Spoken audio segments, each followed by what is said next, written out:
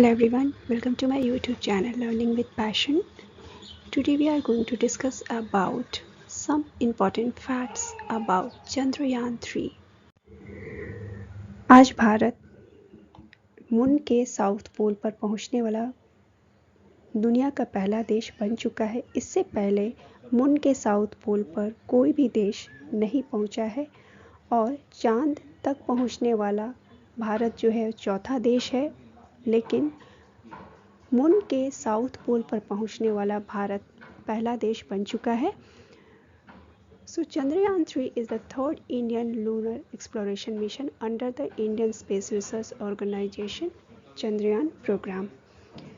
Chandrayaan 3 Indian space research organization का चंद्रमा पर यह तीसरा मून मिशन है। इसके पहले इसरो 2 मिशन कर चुका है, जिसमें चंद्रयान 1 जो है वो सक्सेसफुल था, चंद्रयान 2 50% सक्सेसफुल था, चंद्रयान 2 हार्ड लैंडिंग से क्रैश हो चुका था।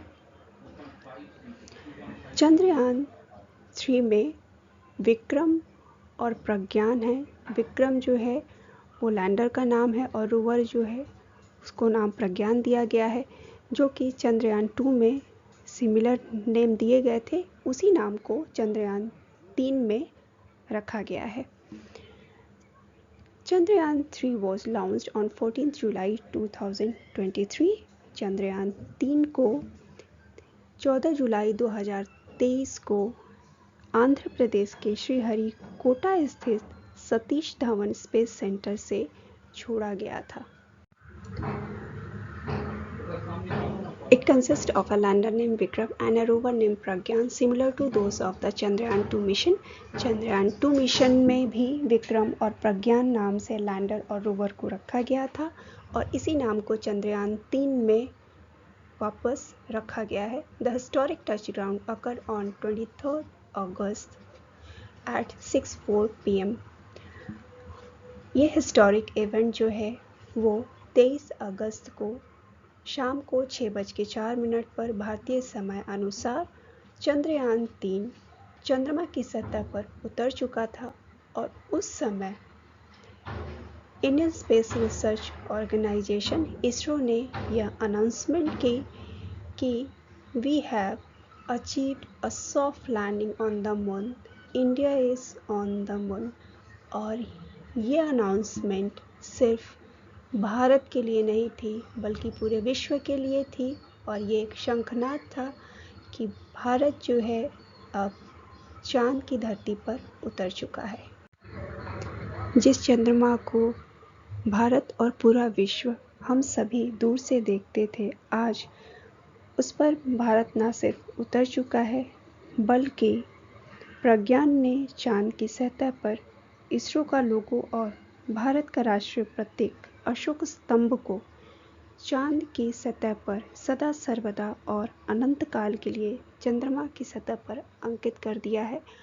आप यहाँ पर देख पा रहे हैं कि हमारे राष्ट्रीय प्रतीक अशोक स्तंभ को चांद की सतह पर प्रज्ञान ने चिन्हित कर दिया है। ये सदा सर्वदा और अनंत काल के लिए क्यों है, इसके पीछे कारण ये है कि मून का अपना कोई वायुमंडल नहीं है, तो ऐसे में यहाँ पर बादल नहीं बन सकते हैं और ना ही बारिश हो सकती है। कोई इन्वायरमेंट, कोई वातावरण नहीं होने के कारण यहाँ हवा भी नहीं चलती है और यही वजह है कि अशोक स्तंभ के निशान परमानेंटली मून पर चिन्हित हो चुके हैं। हमारा देश भारत अब चंद्रमा के दक्षिणी ध्रुव तक पहुंचने वाला पहला देश बन चुका है और जिस स्थान पर हमारे देश का झंडा लगा है उस स्थान को नामकरण भी किया गया है। हमारे देश के प्रधानमंत्री माननीय श्री नरेंद्र मोदी जी ने चंद्रमा 3 के लैंडिंग साइट को शिव शक्ति नाम दिया है। आप स्क्रीन में देख पा रहे हैं, जो कि ये फोटोग्राफ्स इसरो के द्वारा जारी किए गए थे। इसमें लैंडर का एक पैर और परछाई आपको साफ दिखाई दे रहा है और इस स्थान को शिव शक्ति पॉइंट के नाम से जाना जाएगा। आप सभी जानते हैं कि चंद्रयान 2 जो है वो सॉफ्ट लैंडिंग नहीं कर पाया था, हार्ड लैंडिंग की वजह से वो क्रैश हो गया था। जिस पॉइंट पे चंद्रयान 2 क्रैश हुआ था 2019 में, उस स्थान को हमारे प्रधानमंत्री श्री नरेंद्र मोदी जी ने नामकरण किया है, जिसका उन्होंने नाम दिया है तिरंगा पॉइंट।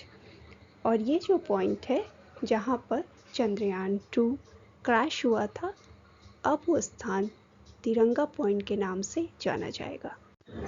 23 अगस्त 2023 शाम को 6:04 पर एक बहुत ही अभूतपूर्व पल था जो हमारे देश ने देखा, जब चंद्रयान 3 ने चंद्रमा की सतह पर सॉफ्ट लैंडिंग की थी।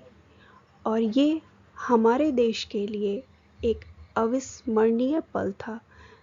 और इस दिन को हमारे माननीय प्रधानमंत्री श्री नरेंद्र मोदी जी ने नेशनल स्पेस डे के रूप में डिक्लेयर किया है।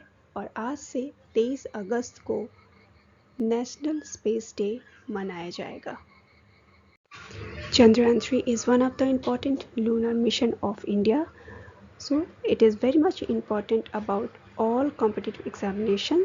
So in the next session we will discuss about some important questions that is related to the Chandrayaan 3 mission. So please don't miss. And if you like my session informative, please like, share and subscribe. See you in the next sessions. Thank you so much.